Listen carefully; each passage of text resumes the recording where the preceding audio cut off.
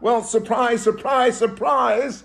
This is me, comedian George Wallace, the new Mr. Vegas. I'm here with you tonight. I'm famous, but let me tell you something. Your host tonight, Joseph Jaffe, he's not famous. He's not famous at all, but that's all we can do for you tonight. That's the best we can do. You know, Joseph is like Jon Stewart wannabe. He's like a Howard Stern wannabe.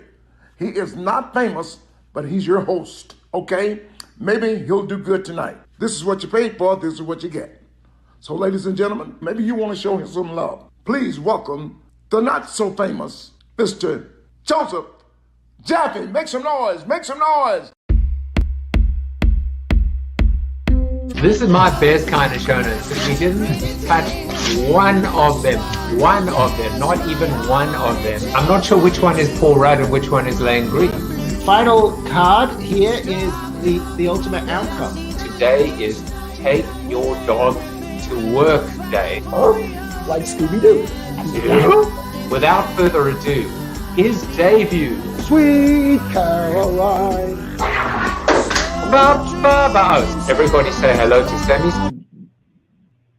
Is it not good? I'm just pausing so that you just are at the front of your screen. I'm so enormously flattered. Branding is not a bad blind date. I'm gonna have to take a picture of this. No, this is agape. This is love. I really enjoyed this. You did do your homework. You asked great questions. I'm flattered. Thank you. You just made my day. Look at you! You are insane! How did I do that? You're insane! You're insane. Well. Bruce Turkel. Bruce Turkel, one of my guests on the show. And I might even see him this weekend. You see, this is the show. Erin might be a little bit nervous now, but this is the show where you come on a stranger, but you leave a friend. So much so that when I'm in your hometown, I'm coming to visit you, whether you like it or not. But seriously, Bruce became a friend, and I might see him this weekend.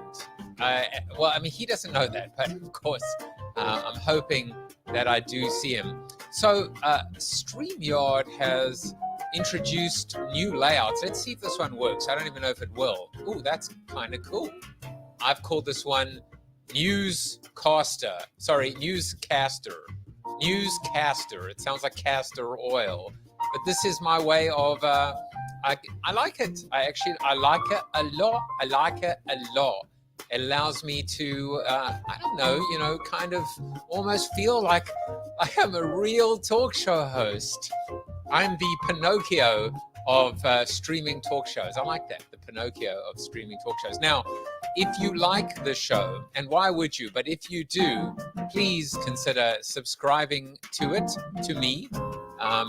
It is easy, bit.ly/subscribe to the show, and you will be forever bonded to me, and I will be forever grateful to you. 450 guests have come on the show since March of 2020. Surely they can't all be wrong. Or if so, I'm going to Vegas with George Wallace. Now, if you still want a little bit more of me, you can join me every Monday, Tuesday, Wednesday, Thursday, or Friday, 8 to 9 Eastern Standard Time, AM, unfortunately, 8 to 9 Eastern Standard Time in the Collective Cafe. It is virtual coffee, whether you are on the treadmill, whether you are getting your kids ready for school, whether you are commuting. Does anyone commute anymore? Apparently, one or two people do that. But if you want to join myself and our band of brothers and sisters and good people, then come and do that. Discord.gg/Alpha Collective. And it is free. And you can hang out with us as we have virtual coffee. Although right now I have a real cup of coffee, as long as I don't spill it all over my Rodecaster mixer. We're all just going to be fine and dandy. Now, this morning, we actually discussed that it's Wellness Wednesday. It's beautiful that it's Wellness Wednesday. Even though you may be watching this on any day other than a Wednesday, it doesn't matter, because in the world of on-demand, you are in control. But on Wellness Wednesday and with Erin, and it is not pronounced Pheil or or Pheil. It is pronounced Pheil, Erin Pheil. We're going to be talking about mental health, mental wellness. We're going to talk about radical transformation. We're going to talk about, this is an article that I wrote in my newsletter called Fat Thin. Or is it Thin Fat? No, Fat Thin. That's me. I'm fat thin. At the moment, I'm fat. But fat thin, this idea of being trapped in a body or trapped in a prison, a self-imposed prison relating to your image, where you are defined not by what is inside, but by how other people see you from the outside. So we discussed it this morning. And if you weren't there, fear not, because we actually have a podcast version of it. And you can subscribe to that bit.ly/collective cafe to go. I mean, can you imagine me in your ear holes Monday through Friday and this mug in front of you at least once a week?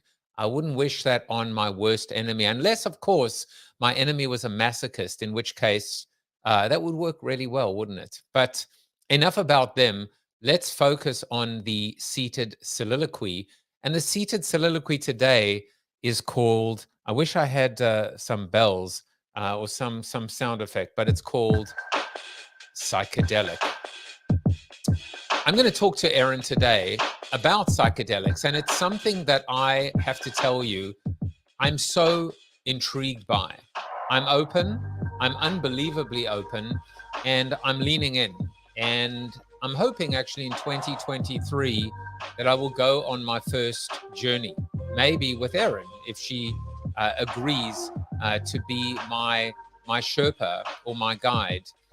I'm a huge believer, actually, that when we think about where the world is heading, when we look at the statistics, for example, just looking at the harmful effects of alcohol versus drugs, for example, I don't even know if that's the right word to use, that we've just seen so many healing properties associated with journeys, with psilocybin, with psychedelics, with mushrooms. I'm open.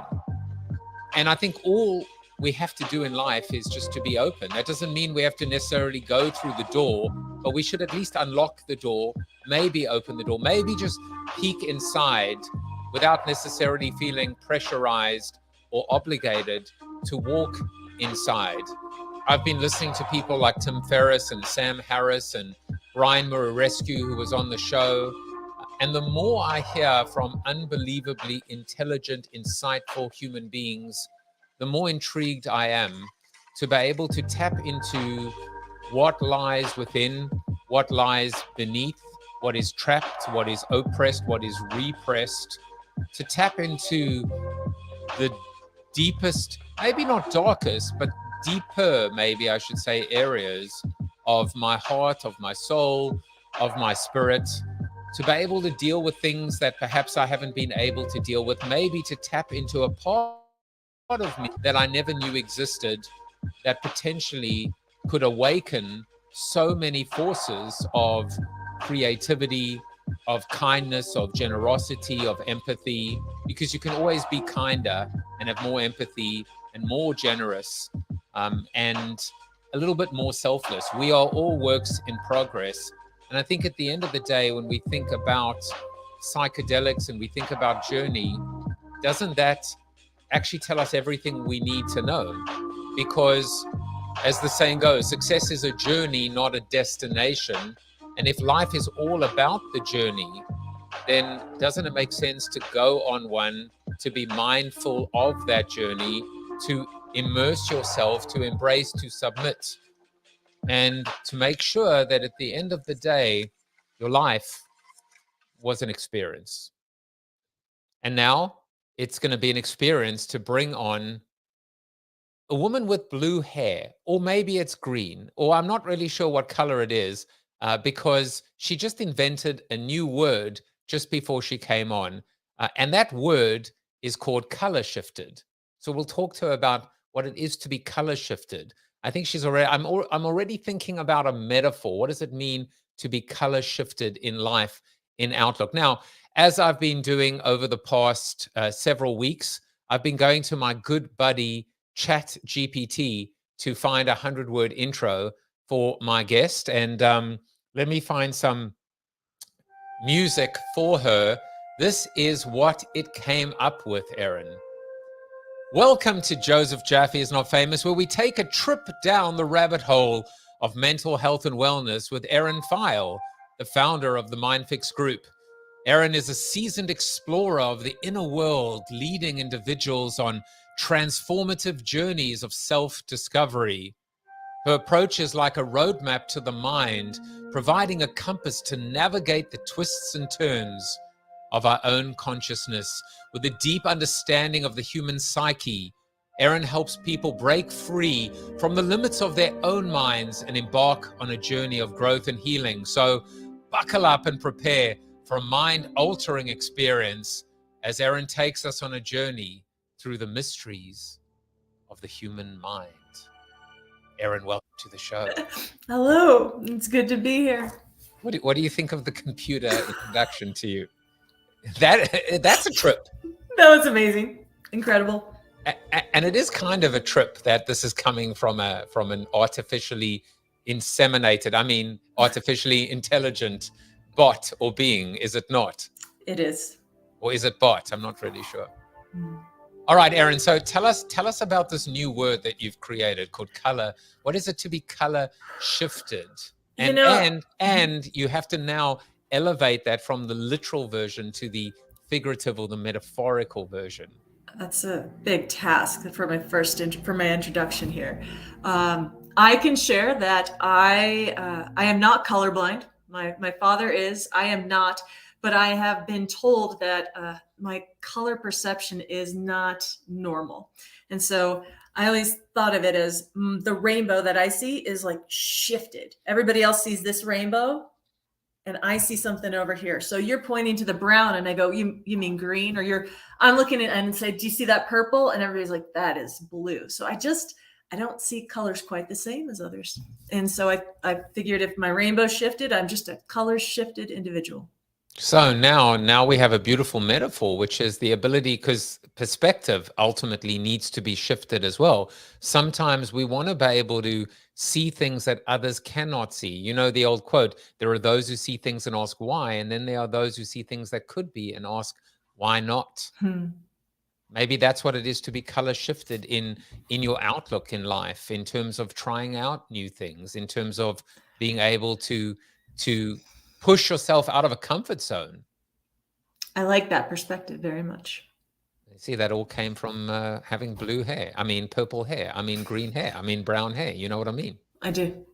Because I don't. But so we will stay on the ridiculous for just a while longer, because we have a little segment here called Fun Facts, where we find out fun facts about our guests. And yours are very interesting. So, for example, we found out, if you can figure out what this one is, could you figure out what this one is?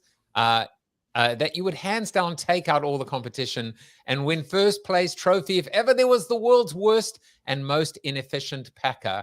I could not find an image of you being a worst inefficient packer. So I found the worst and most inefficient Green Bay packer. How about that? Love it. And I did not put your head on that body either. So, tell us about your inefficient packing. I was not blessed with talent in the world of packing. Apparently, it's not something that's hereditary. If you look at my mother's luggage when she goes on a trip, everything is rolled. It looks nice and neat and organized, and everything is just crisp corners and squares.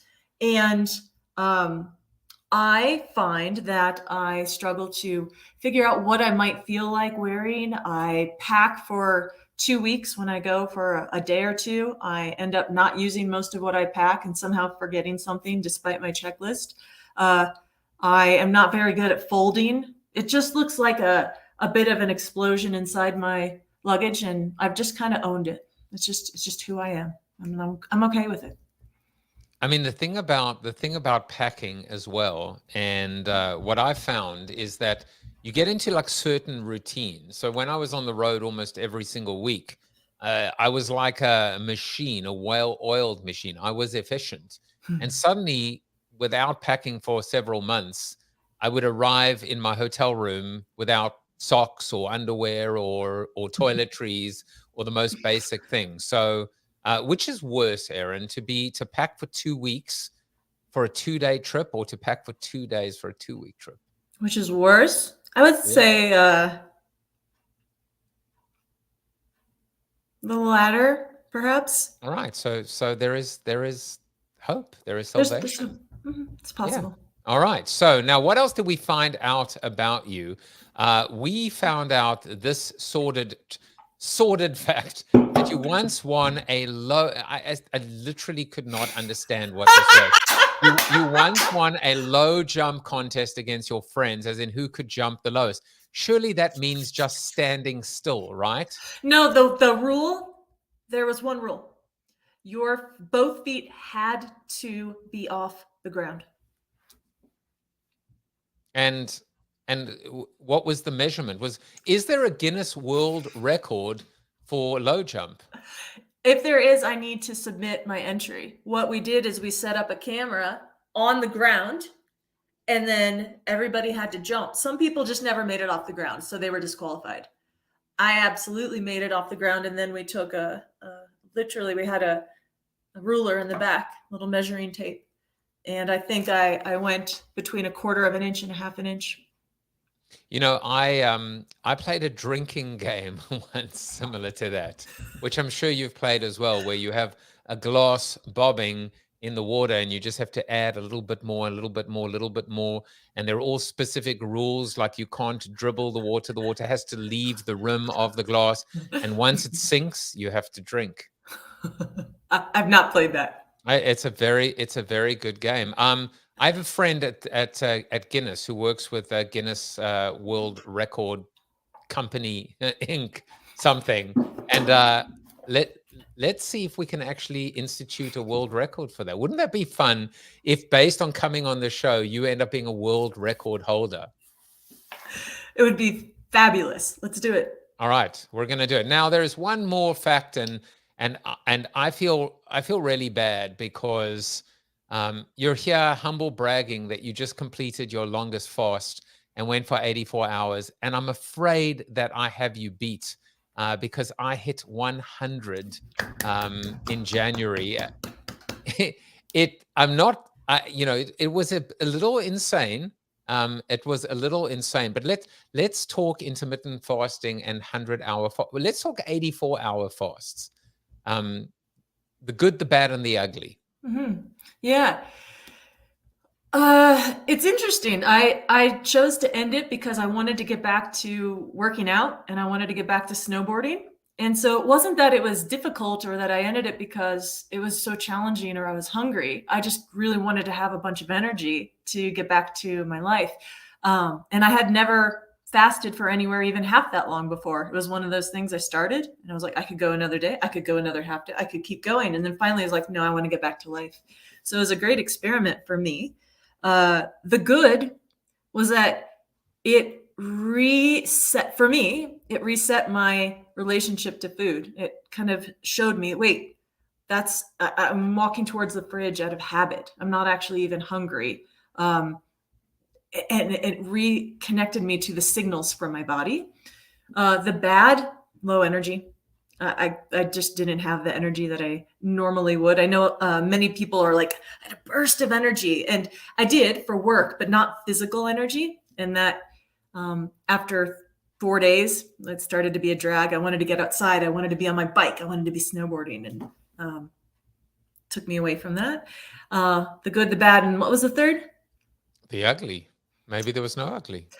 There were a few times during the experience, I posted about this on Facebook a day or two ago, where I'd be sitting there and suddenly there'd be a wave of emotion that came up. There was one time where I was like, what's this? Suddenly I had tears streaming down my face for maybe a minute or so. There was no story, no thought. It was just this release. I completed and then I went back on to my day. So I don't know if people would call that ugly. That would be based on each person's relationship to their emotions, but it was at least surprising to me.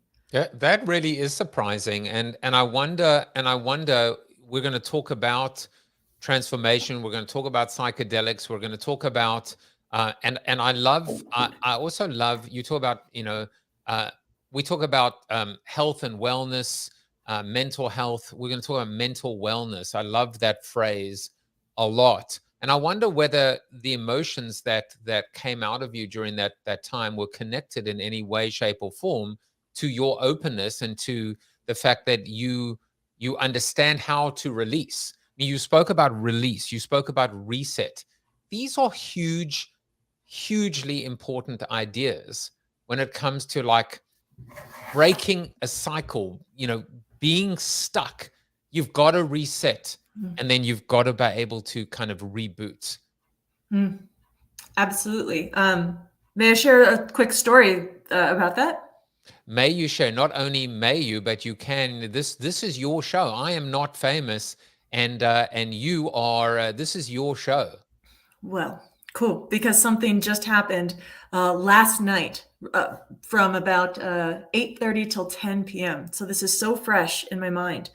The more I've been involved in this industry and in this work of transformation, especially when it comes to the world of high achievers and high performers and entrepreneurs, so much of what I see, the frustration and the friction, people dealing with anxiety, feeling stuck, feeling blocked, feeling nervous, feeling scared, analysis paralysis, so much of it is the disconnection from what is truly there.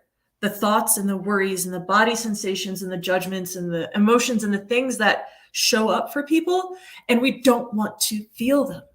And we push them down. I'm worried about, nope, I'm not going to think about that. I'm going to have some chips.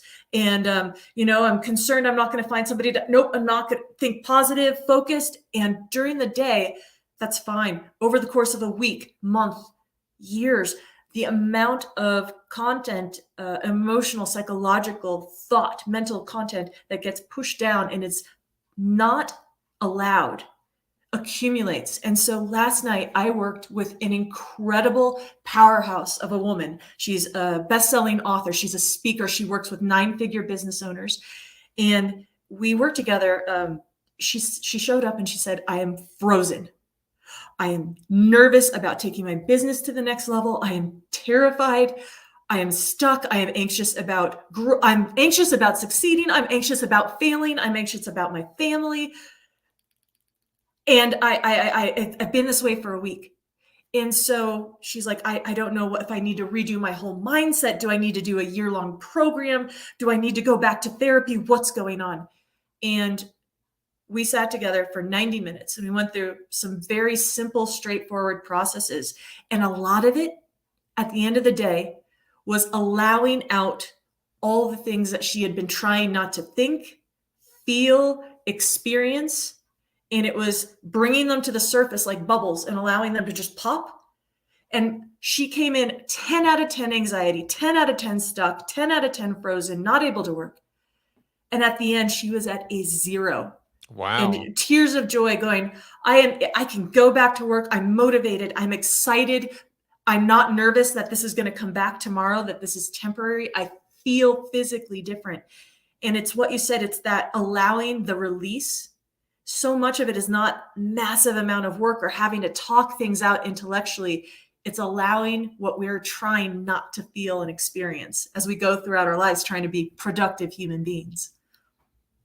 I mean, that's incredible when you think about that kind of that kind of progress in next to no time. Yes. What was the catalyst? What was the what was a little bit of the magic that helped create that inertia? I don't know if I think it's called what's it called, 64, that there are 64 miles.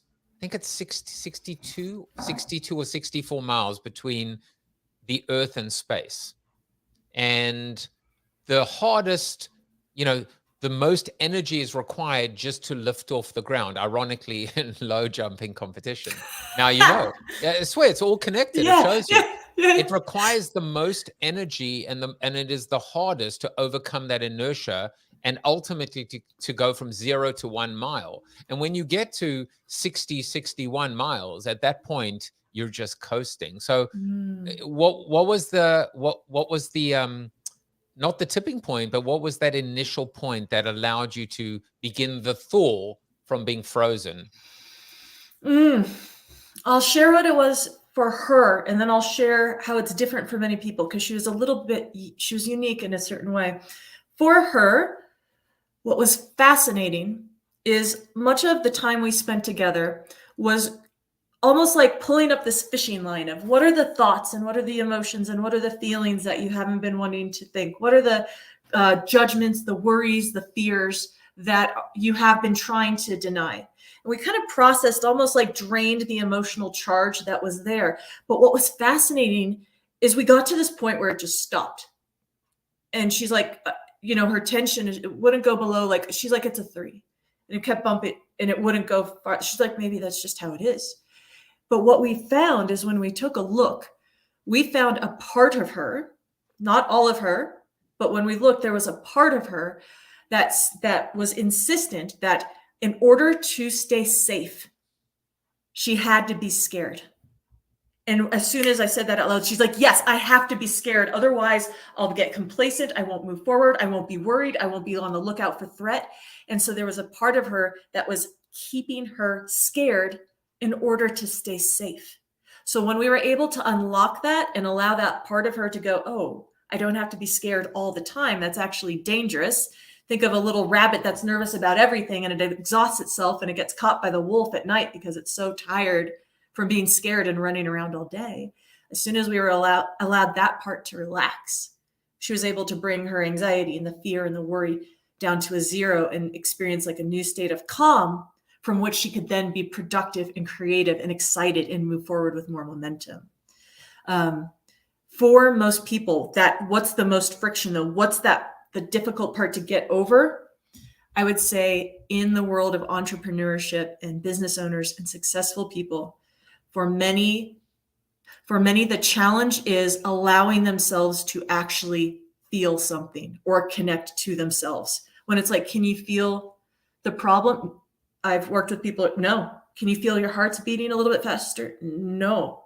Let's allow yourself to feel the worry a little bit. No, I'm not going to do that. So just allow the connection to oneself can oftentimes be the trickiest part.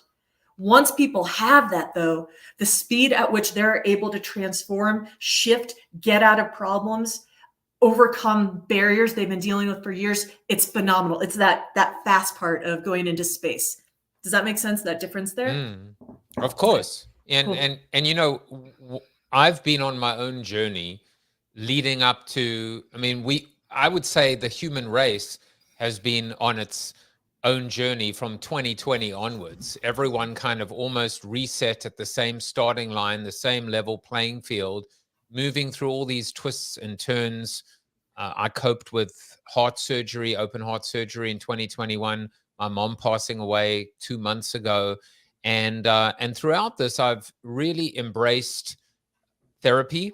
I've embraced Lexapro and going on an SSRI. These are things that I never thought I would ever do. I was too proud. I was too stubborn. I was too, I didn't want to show my weakness that I need help, that I have to ask for help.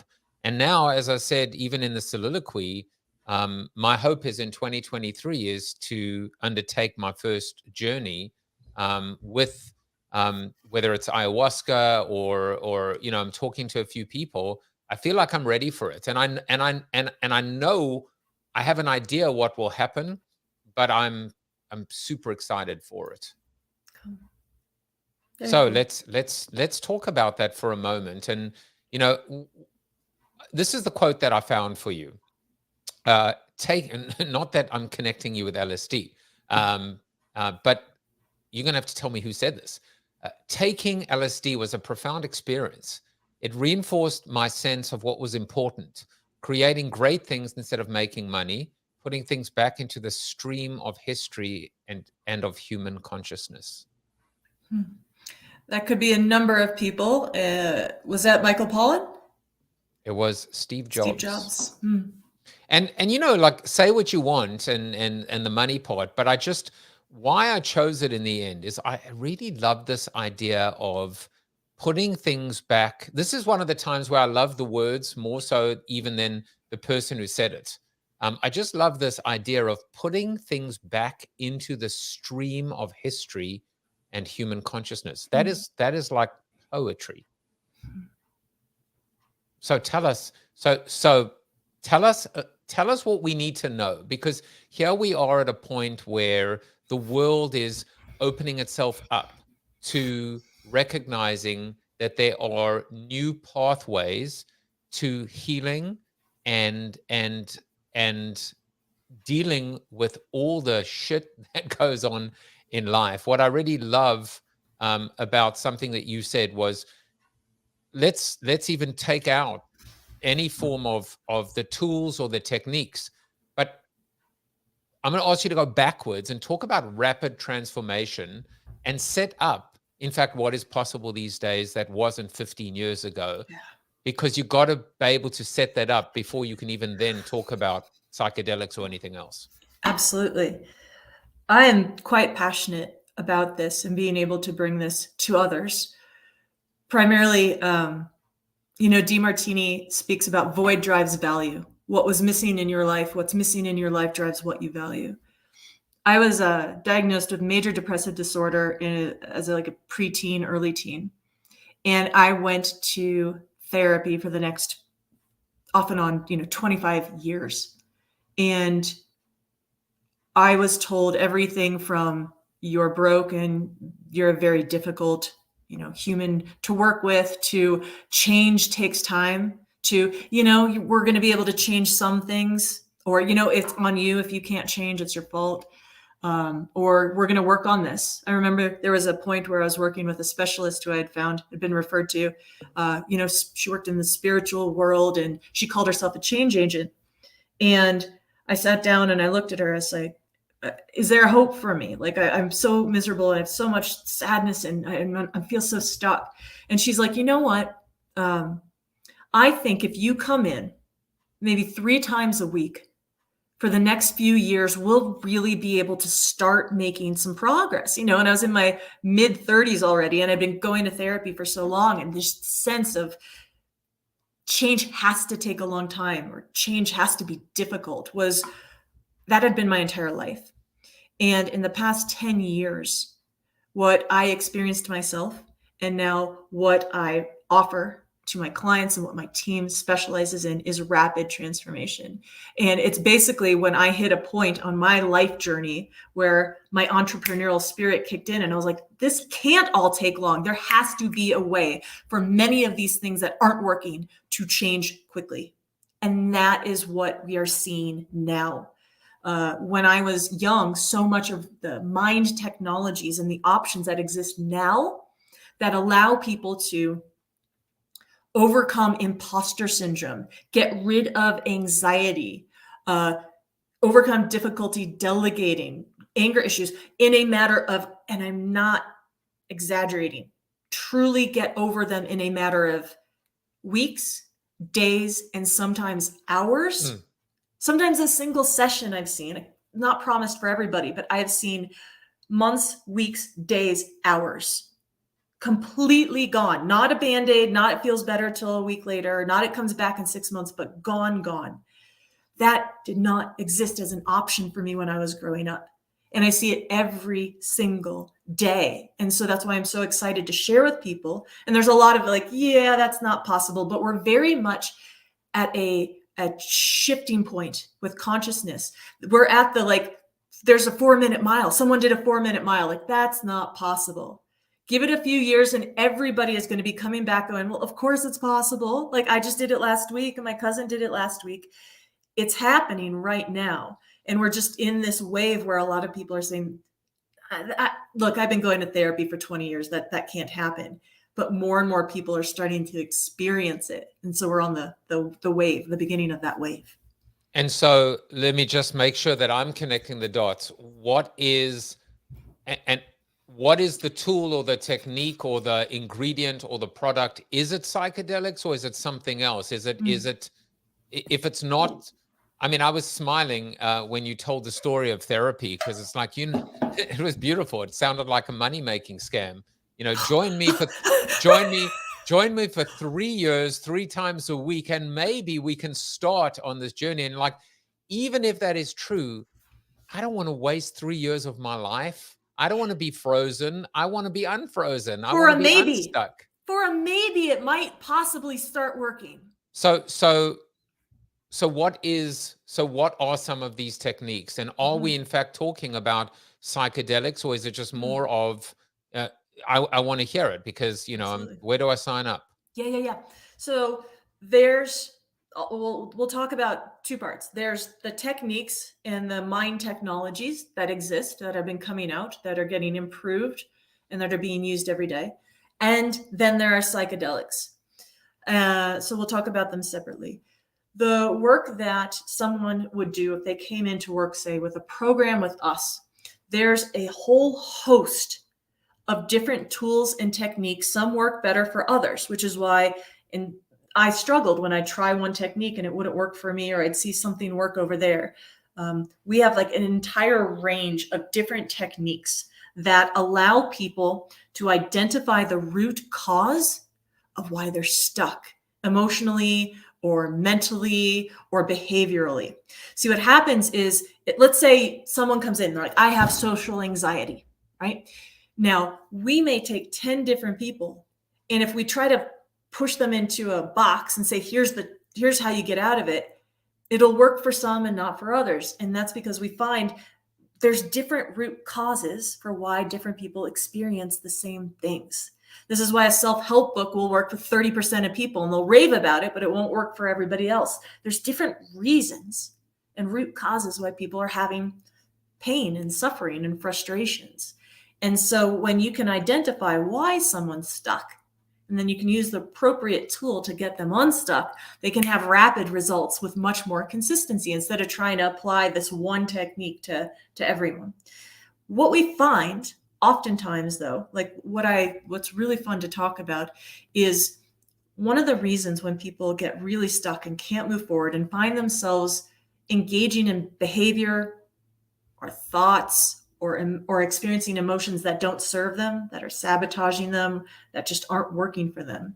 We find that there's programming underneath, as if we're a computer and there's lines of code running in the background that keep them acting or feeling or thinking in the same way. And this is the world of beliefs. So if someone has a certain belief, I can guarantee I have a sense that I'll know what they're going to think, what they're going to be feeling, and how they're going to act. So beliefs are often root causes of why people are stuck. And when you can shift or clear someone's beliefs, for example, that's one of a very powerful methodology and tool that we use, that many other people use, to allow for rapid transformation in a matter of hours. Because then you're getting rid of the root cause. When people try to change their thoughts or change how they feel or change their actions, they're trying to change the symptoms, right? It's like saying, I've got this runny nose, so I'm using nasal decongestant. And every day I'm trying to fix the runny nose, when it's like, hey, if we take a step back, you've got a dairy allergy. Let's have you stop drinking milk and the runny nose will stop. Let's go to the root reason of why it's happening instead of trying to change the symptom. So the tools that exist, such as work that is like belief elimination, allow for people to stop experiencing the symptoms so they don't have to cope with them anymore. So often people are like, I've been working on this for 10 years or 20 years. No, you haven't. You've been coping with it. You've been drinking alcohol. You've been trying to meditate to allow yourself to be a bit calm. You've been trying to push it down or manage it after it comes up. When you truly get rid of the root cause, the symptoms you're experiencing, you don't have to deal with them or cope with them anymore. So that's kind of the first bucket we were talking about, some of the techniques. And also, Erin, Steve Peters, I was listening to an interview with Steve Peters, and he was talking about the machine, the programming from the machine brain, the chimp brain and the human brain, and also understanding. I think that kind of reinforces this idea that we are programmed, or there a certain way we do things, and we are stuck in those procedures. And in some cases, they've been shortcuts and short circuits that cannot even be fixed. And in other cases, there's a short circuit versus a shortcut. And so that's a tough one for us to realize, because we have to almost what's the word I'm looking for? We have to submit to the reality that we're not actually in control, and it's not our fault. And I think that's the key. Not only are we not in control, but it's not our fault, which doesn't mean that it's an excuse. It just means that kind of again, it's a self-awareness. And now, well, what are we going to do about it? Absolutely. This is what it is, accept, and now what do we get to do about it? So now you're going to get into the second area. So mind technology and techniques, that really get into programming and belief sets. Now the other part of it is psychedelics. Yep. Oh, really quick. In addition to the programming and the beliefs and the root causes, there's also the allowing and the processing of bringing the subconscious material up to the surface, just like the example of the woman that I worked with last night. We've seen so much rapid transformation happen when there's that allowing of bringing the subconscious material to the surface instead of the pushing it down. Okay, so that's a great transition to psychedelics. It's a perfect one, because I think I think I understand the bridge now, which is first of all, I think the fact that we can discuss this so openly, and so many people can discuss this and not feel ostracized or that we're taboo. I think that's already, I don't know, that's already a step in the right direction. But clearly, if the goal is to raise and elevate that which is deep down in the subconscious, if we cannot do that through mind technology and techniques, there is another technique, and that is psychedelics. Absolutely. Psychedelics, for people who are still uncertain about them or what the primary benefits are, I'd say there are three simple ones that can be very easy to remember. We've got the ability to bring what is pushed down or very unconscious and to bring that to the surface.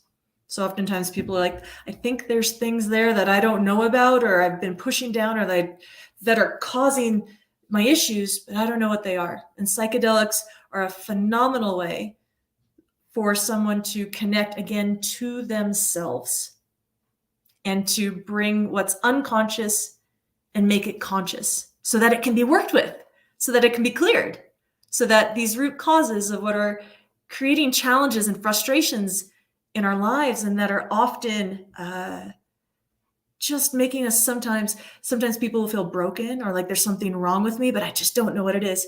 It's a beautiful, sometimes can be very gentle surfacing of what some of those root causes can be, so we can connect and then address those pieces.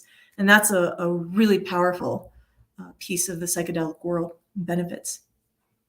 So you said there were three, right? So the first I would almost reframe as that which is repressed, that has been pushed down, beaten up, beaten down, and maybe lost along the way. So that's number one. Number two is psychedelics allow for neuroplasticity. And so many times when we work with people, you've become successful, you get kind of locked in your way. There's some people I talk to like, oh, you can't teach an old dog new tricks. It's just how I think. That's how I am. I'm wired this way. The grooves of my life are deep. And neuroplasticity is this concept of actually our brains can change. We can create new pathways. We can shift things. And what we've seen is that people who use psychedelics in a responsible manner are able to shift and change things where there has been rigidity and deep, rigid patterns that they had a hard time shifting before. And that can be quite powerful. All right. And as I've learned, neuroplasticity is the ability to mend, autophagy. I think that's a big part of what you learn with intermittent fasting as well, that there is this healing process. So bring it up heal, and then what would the third be? I'd say connect. And this was actually my very first experience, psychedelic experience, but connecting to one's body and connecting to emotions, not necessarily things that are repressed, but oftentimes, I mentioned this earlier, to be successful, to get through the day, to be productive, we often disconnect from the sensations that our body's trying to give us. We disconnect from the emotions that may start to come up. We've got a meeting at 8 o'clock. We don't have time to deal with the anger from the email that we just got right here. It gets pushed out, pushed down, disconnected. And so psychedelics have a really extraordinary way of allowing us to connect to how we really feel, or connect to the thoughts that are ours, not what people have told us to think. It's like, oh, you know what? This is what I think. I am feeling angry. Or you know what? God, I feel like I want to stretch my body. It's a reconnection to self, which again allows us to then work with what's really there. When we're disconnected from our, we push things down and don't experience them. And then we go, I want to work on things. I want to improve my life. We don't have the raw data. We don't know how we're feeling. We don't know what our body's experiencing. We don't even know what we're thinking because we're just so focused on trying to get through the day. So this reconnection to self is a beautiful, beautiful benefit of psychedelics. I see a visual, and I would normally write it up and draw it out, except you've already done something that looks like that. But I'll come back to that in a second.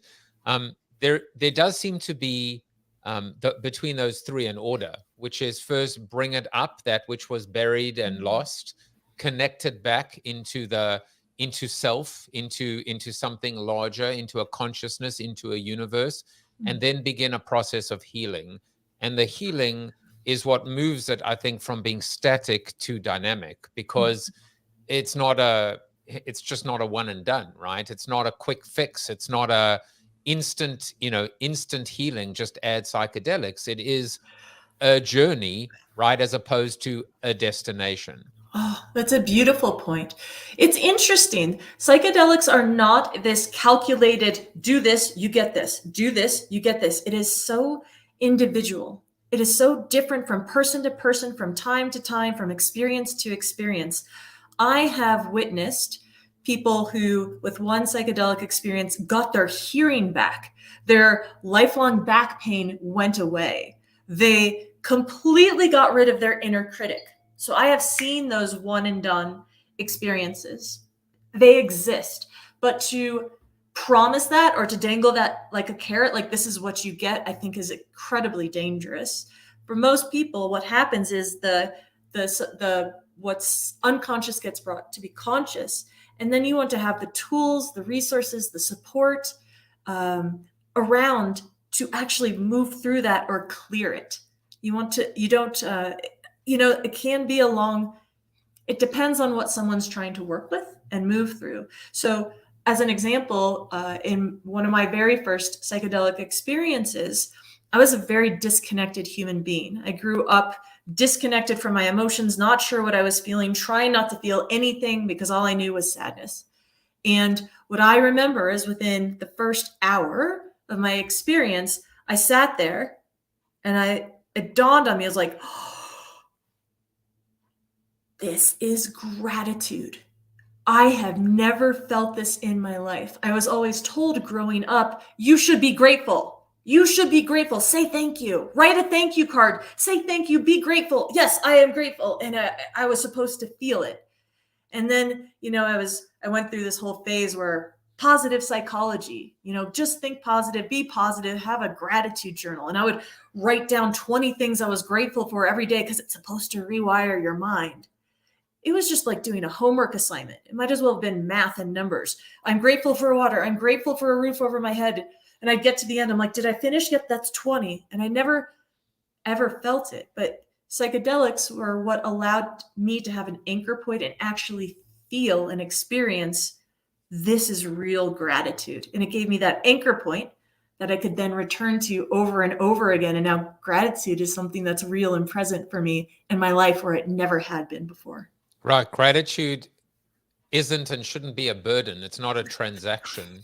It is, in fact, I've learned this as well through my journey as the host of the show, that gratitude is this is what I've learned, is that gratitude is the one emotion in the entire world that is 100% positive.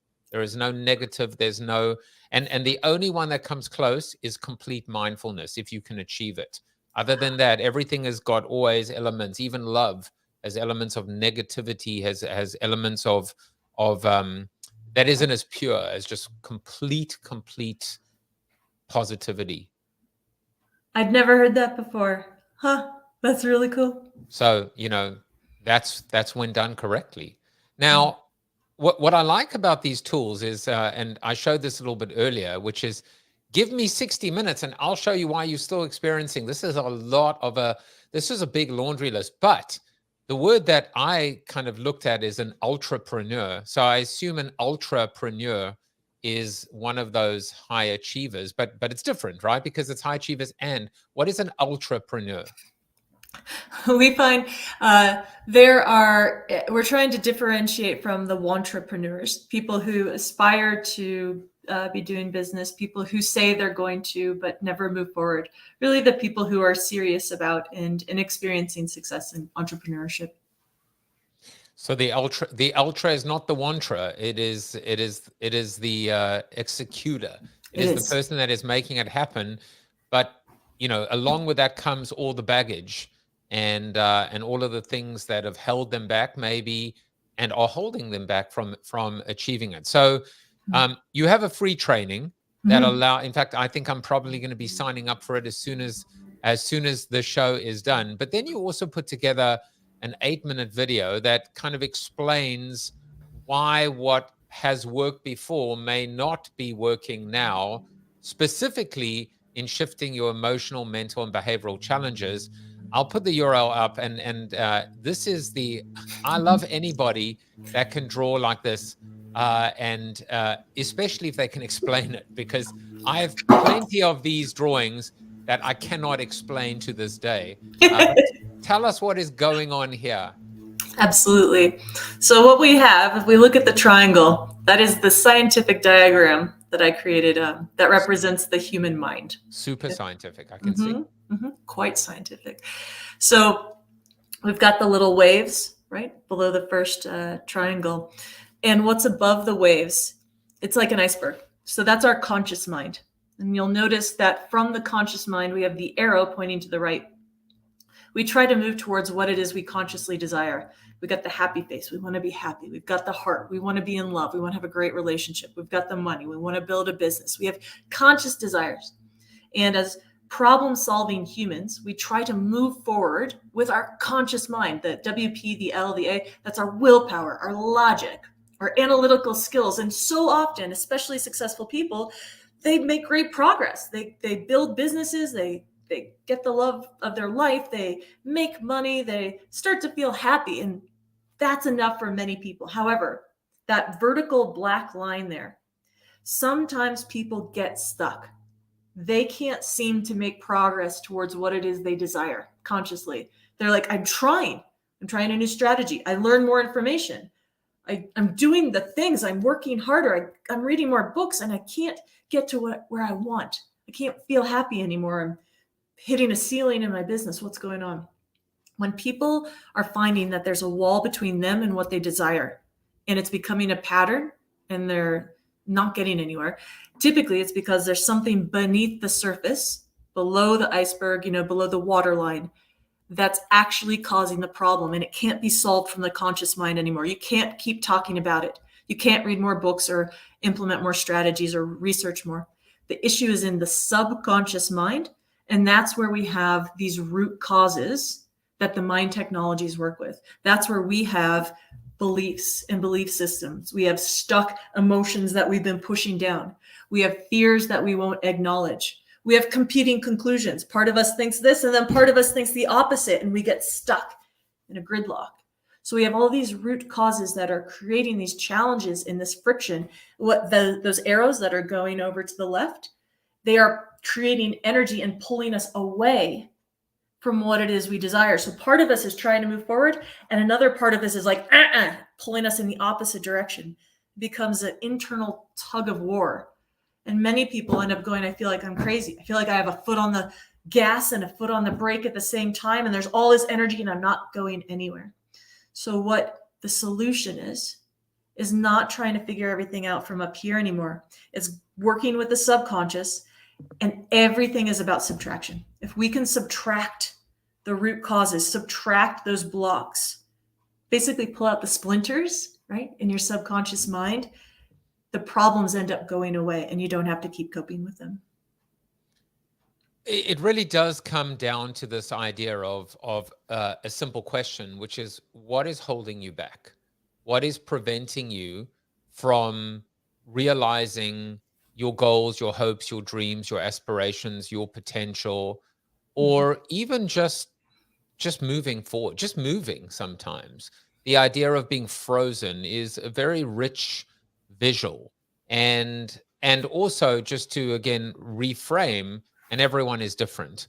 I don't know if this is going to work out, but I'm going to try it nonetheless. But in terms of, by the way, I should say, this idea of the competing energy, I just want to comment on that quickly. I like the fact that it's, that there is, it's almost like it can be, in fact, if I had to tell you what it was, being stuck, if I had to give you a definition, being stuck is when the positive and the negative cancel each other out and you end up with zero sum. You end up at the same place, unable to move forward or backwards because of all this energy that is canceling itself out. And so the process of redaction or subtraction or contraction makes a lot of sense for me. I was also thinking that there's some color shifting going on here, by the way, Erin.